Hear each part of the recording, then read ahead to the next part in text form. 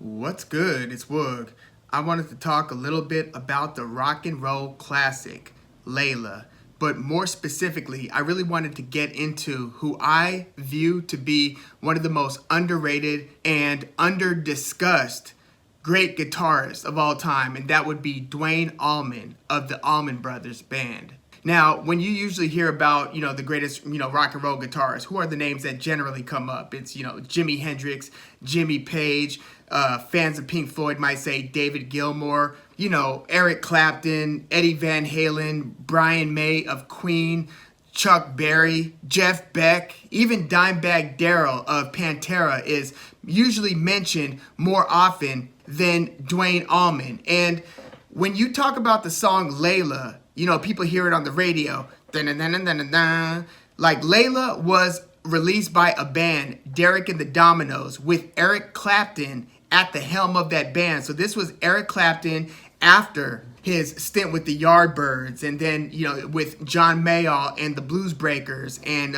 Cream, obviously, even Blind Faith. This is after all of that, but before he staked out his proper solo career. So his Derek and the Dominos project, and the album was called Layla and Other Assorted Love Songs, was sandwiched between those two eras.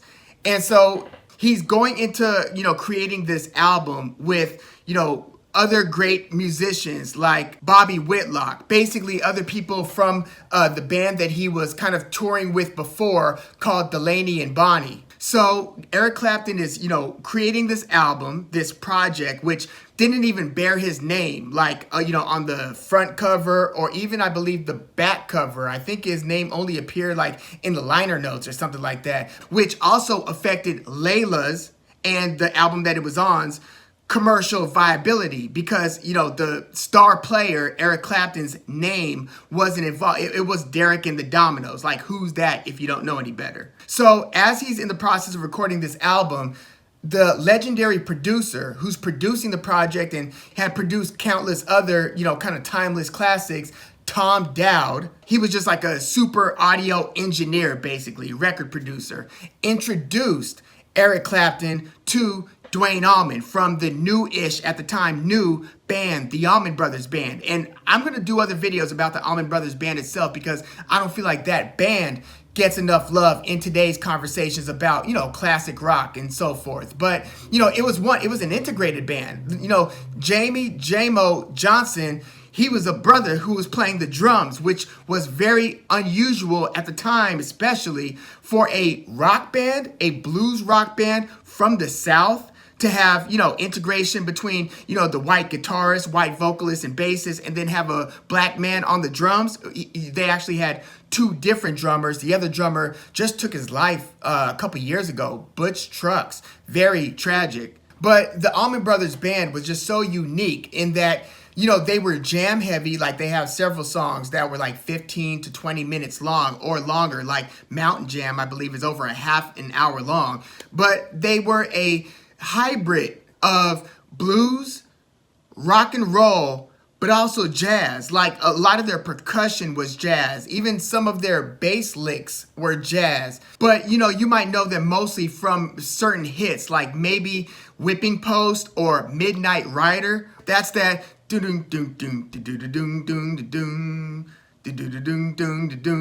or maybe Rambling Man. That's another big Allman Brothers song. The ones that I really like are also, Blue Sky, In Memory of Elizabeth Reed, Statesboro Blues, One Way Out. A very interesting band, and they were so just dynamic in terms of how virtuosic each instrumentalist was in that band. And even the lead vocalist, which was Duane Allman's younger brother, who recently passed away, Greg Allman, he had a pretty soulful voice. Now, some of the Allman Brothers songs also feature vocals from Dickie Betts, who was also the other guitarist. So the Allman Brothers Band not only had two drummers, but they had dueling guitarists, basically, where a lot of their songs have like a lot of back and forth play. And then a lot of their live shows became iconic because of how dynamic the instrumentation was when you have these two excellent guitarists between Duane Allman and Dickie Betts. But yeah, just a very good band, and I'm going to get into them more deeply a little later. But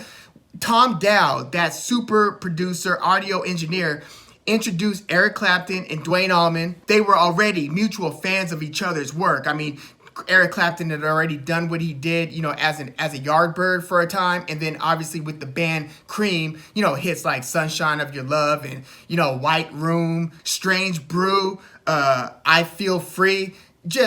Cream. So they meet and then they start jamming together. They start having these sessions. At the time, Duane Allman, he had a stint as a session guitarist at Muscle Shoals Studio in Alabama. This is where, at the time, Jerry Wexler and Atlantic Records were kind of outsourcing a lot of their recordings to this studio. And for a time, Duane Allman was the resident guitarist, basically. So you could hear him on Wilson Pickett's cover of Hey Jude, Aretha Franklin's cover of The Weight. That's a song by The Band, written by Robbie Robertson. And, just a bunch of other stuff. Songs for like Boz Scaggs or blues legend, King Curtis. But yeah, Duane Allman was kind of like known to be the man. It was like Jimmy Page before he started Led Zeppelin. Jimmy Page was also a renowned session musician, right? So Duane Allman has like that stint, and he's got this fledgling new band with his brother and these other band members, the Allman Brothers Band. This is as they were just breaking. And so they start jamming together, Duane Allman and Eric Clapton, as Duane Allman is coming in to sit in some of these sessions to play and help them flesh out the last few songs of this album that they're working on. And so in the process, Duane Allman comes up with that iconic the lick, the guitar riff for Layla. So a lot of people don't even know when they hear that legendary song on the radio that wasn't even a construct of Eric Clapton. Now, both of them are playing on the song. Eric Clapton's playing a lot of rhythm. Duane Allman and Eric Clapton are both playing that signature riff, and they're both also doing different guitar solos on the song.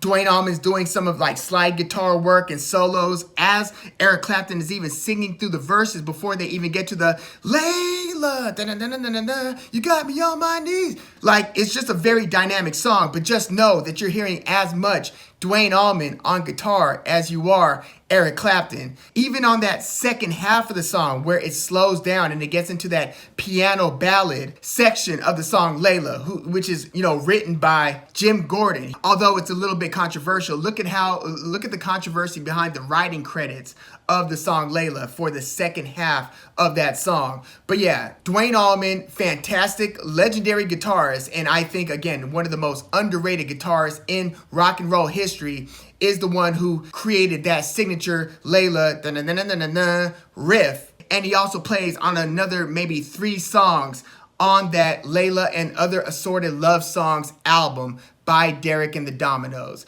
But yeah, get into Duane Allman specifically. Like, if you want like a kind of a crash course on where to listen to the best of Duane Allman outside of his work with the Allman Brothers Band, it would be a project just after he tragically died, because he died less than 1 year after this Layla album was released. So the Layla album was released like November 1970. Duane Allman died tragically in a motorcycle accident in October of 1971. This is when the Allman Brothers were only like 2 albums deep. So they had done that iconic Live at the Fillmore East. That's probably their most renowned work. If not that, then their album released less than a year after Duane Allman's passing, called Eat a Peach. That's probably my favorite album. It just has like Sweet Melissa. It's got Blue Sky. Beautiful, beautiful song. That's actually one of Duane Allman's last guitar solos on record. So, the last year of his life, he had created Layla, one of the greatest rock and roll songs of all time, as far as like, those different best of lists go. For instance, like Rolling Stone magazine has it as its number 27 greatest song of all time on its, 500 greatest songs of all time list. So yeah, listen to Layla, listen to some Duane Allman and Allman Brothers Band. And I want to do another video about the band as a whole and about their work and about their legacy. But yeah, Duane Allman, aka Skydog, one of the greatest guitarists of all time, bar none. But yeah, let me know if you are already up on the Allman Brothers Band. If so, what are your favorite songs by them? And were you all already aware that Duane Allman was at the helm, or at least in terms of developing that signature riff of Layla, that was Duane Allman, along with, Eric Clapton and the other collaborators on Derek and the Dominos? Let me know what you think in the comments, and please like the video, subscribe to the channel if you love music like I do. I'm Woog. Thanks for tuning in.